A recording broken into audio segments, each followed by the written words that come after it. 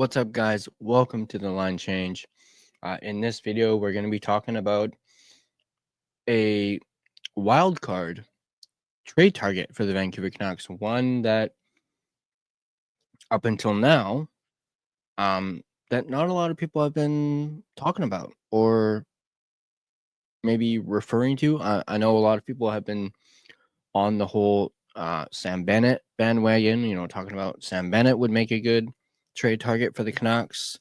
Among others, Nikolai Ehlers as well has been talked about a lot, but I feel as though this player in particular hasn't really been talked about until I guess now, as this is I managed to find an article that talked about this player as a potential trade target, and I thought it was very interesting. So let's go ahead and talk about it. As you can tell from the title of this video, we're going to be talking about Detroit Red Wings captain and center Dylan Larkin, who could be a potential trade target in the offseason. This article is coming to us from our friends at Canucks Army, Jacob Fraser in particular. This article was published technically yesterday. Actually, I believe I saw it while I was at work and just, scrolling. I happened to stumble upon it and I was like, oh, I need to do a video on that and talk about it. So that's why we're here. So let's go ahead and dive right into it. And then after I finish reading the article, I'll go into my sponsor read, and then I will give my opinion on this possibility of the Canucks targeting Dylan Larkin.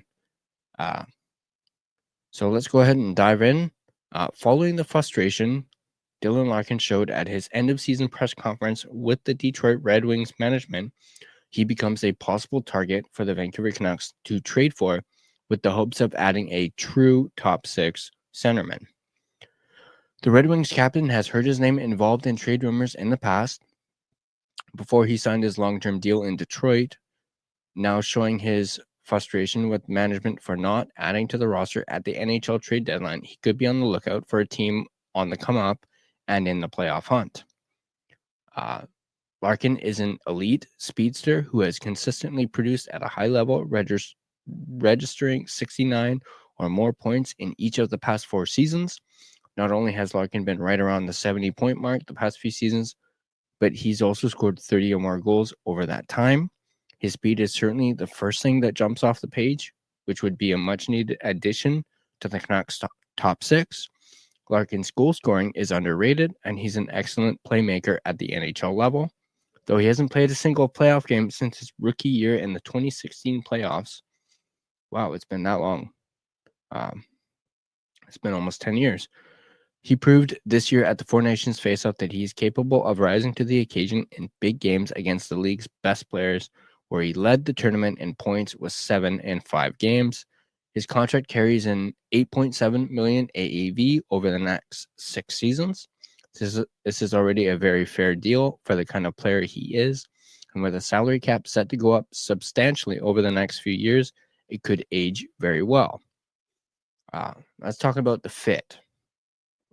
This previous one that I had read talked about the player himself, and this is they have it in categories, and this one is called the fit. With the Red Wings, Larkin is currently listed as their first-line center with Lucas Raymond and Jonathan Berggren. On his wings. He centers their top power play unit, which clicked at a 27% clip this season, ranking 4th best in the NHL. Larkin is a player who can compete with Elias Pettersson for the Canucks' top-line center spot. However, assuming Pettersson takes some steps this offseason to get back to his game, we can pencil in Larkin as the team's second-line centerman. On the Canucks' second line, Larkin would be a great fit with Niels Höglander on one of his wings. The pair would play with a ton of speed and would be a tough matchup for any opposing defense off the rush. Alongside the two, Brock Besser would be a great fit, although it seems pretty unlikely at this point that he returns to the Canucks. Another good fit on the right wing might be Kiefer Sherwood. Sherwood is not an ideal second-line winger, but his speed and shot would make him a solid fit on a line with Larkin and Höglander. Larkin would also immediately join the Canucks' top power play unit, either on the left flank or in the bumper spot, if the team decides to bring that back. His speed and playmaking ability would be an asset to have on the left flank. However, his scoring ability would also make him a threat in the bumper spot. His position on the power play might depend on how Canucks management decides to fill the rest of the roster this offseason. But no matter what they end up bringing in, Larkin would be on that top unit. Now let's talk about what it might cost the Vancouver Canucks. Trading for Larkin might be a challenge, as the player has a no-trade clause. However, his connection to Quinn Hughes, both being University of Michigan alums and former Red Wing Philip Hronek, would entice him to waive his clause if the Canucks called the Red Wings about a trade. Getting the Red Wings to accept an offer is going to be the real challenge here. Larkin is the team's captain, a Michigan native, and has been the face of their franchise for almost 10 years. That being said, Red Wings GM Steve Yzerman has never been afraid of making big moves. This deal starts with either defenseman Elias Pettersson or Tom Willander. The Red Wings might be more intrigued by Pettersson because they have Mo Seider and Axel Sandin Pellikka on the right side in their organization and are lacking in young NHL defensemen on the left. Along with Pettersson, the Canucks would have to add a pair of picks, including their 2025 first-round pick, which will likely be this year's 16th overall, and a young centerman like Aatu Räty. If the Canucks are serious about bringing in a established top six centerman, then Dylan Larkin could be the best option out there to create an elite 1-2 punch with Elias Pettersson. What do you think, Canucks fans? Is Dylan Larkin worth the high price, or should Canucks management look elsewhere? Let us know in the comments below. So there's that article. Very interesting stuff. I love the breakdown of the type of player that Dylan Larkin is. I loved, highlighting the fit and how he would fit on this Canucks team. And actually, after reading this article, I'm all in on this trade possibility and this, trade target.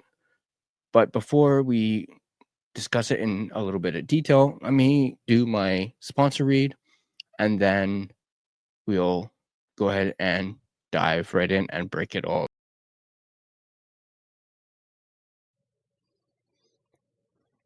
Are you looking for an energy drink that is jitter-free, crash-free, no sugars, no artificial colors or dyes, and no calories? Then Dubby Energy is for you. With over 15 plus unique custom-made flavors, go ahead and get a starter sampler pack, which includes 3 different flavors.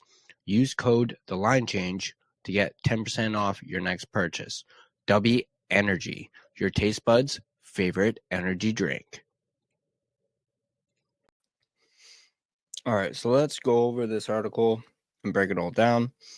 I'm gonna just look at some bits and pieces, and let's talk a little bit about the fit. I completely agree with Jacob Fraser here on the fit. He, obviously he could most certainly compete with Elias for the top line center spot. I do know technically they had Elias as the top line center when JT was still here. Excuse me. When JT was still here, but I believe, correct me if I'm wrong, but I believe at some points they had Miller in the top line center role, and Elias in the second line center role. So they could easily do that again if they were to acquire Dylan Larkin. And I do agree he would be a great fit with Niels Höglander, as you take speed from Höglander and you add more speed from Larkin. Plus, with Larkin being a playmaker, I think that would be a very solid line between at least those two. Obviously, if you add someone the caliber of like Brock Besser or another winger, maybe even Sherwood, or even if you don't end up trading Lekkerimäki in this trade, imagine a line of Niels Höglander, Dylan Larkin, and Jonathan Lekkerimäki on your second unit. Obviously, there's probably a good chance that Larkin would be on the first line with Petey. But if you wanted to test him at the second line, see his chemistry with a guy like Larkin, you could go that route as well. You could also have Garland maybe on the wing with Larkin, as Garland has some speed to his game as well. He's also very crafty, so I could really see a Larkin, Höglander, and Garland as your second line. But let's move down to the cost and go into detail a little bit about the cost. Obviously, it's going to take a haul in order to get a player the caliber of Dylan Larkin. I do agree that it's going to have to start with either DPD or Tom Willander, as those are your two big trade chips. I personally, I'm leaning more towards Willander than I am DPD, simply because of how valuable DPD is to this Canucks team, and obviously with the uncertainty surrounding Willander and his intent to go back to school for not just next season, but perhaps the next couple years, really makes him a big trade piece or a trade chip. I do agree with, them having to include their 2025 first round pick, maybe even throw in the 2026 first round pick, maybe do a couple of first round picks. Could entice the Detroit Red Wings, who are looking to get back into the playoff hunt and be a contending team once again. And most likely looking to get younger as well. And yes, I agree with, including a young centerman like, Atu Ratu. So I completely agree with the, I don't know if you want to call this a proposed trade, but, the likes of DPD, Willander, couple first round picks, and then a young centerman like Ratu could entice the Detroit Red Wings. Obviously with Larkin locked up for the next 6 years, and at a reasonable cap hit, it's just over, where was it? God, I've lost my, so it's 8.7, which is not too terrible for a guy the caliber of Dylan Larkin. Obviously, we mentioned talking about him as a player, been a 70-point guy for the past few seasons. He's scored 30 or more goals. Everyone also remembers at the start of this season, Larkin was on fire at the start of the season, along with Alex DeBrincat. They were putting up goals and putting up points like crazy at the start of the season.